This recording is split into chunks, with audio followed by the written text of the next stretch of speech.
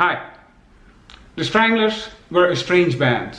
They scored big hits in the early 80s with Golden Brown, Skin Deep, Always the Sun, but their best work can actually be found on No More Heroes and this album, their debut album, Rattus Norvegicus from 1977. Back then they were classified as being in the Premier League of punk, together with bands like Sex Pistols and The Clash. Even though, according to some, they were already too old and musically too proficient to be really called punk. They were definitely different. No other punk band relied so heavily on keyboards or had such a dominant bass sound.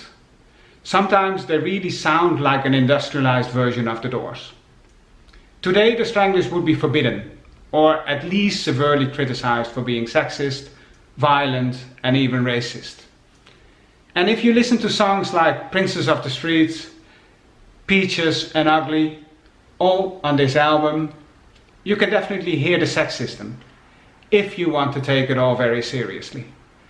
As far as the violence and the racism goes, I think the Stranglers were just keen observers and reflected what they saw around them.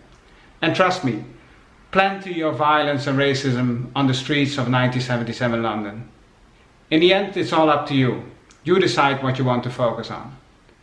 I think, personally, that the Stranglers represent a unique take on punk, one more dominated by attitude than by music per se.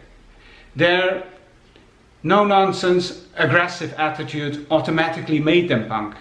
And even if they weren't, who cares?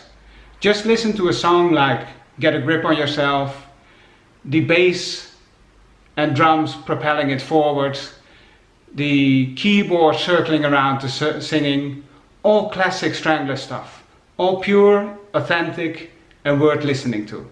Thank you.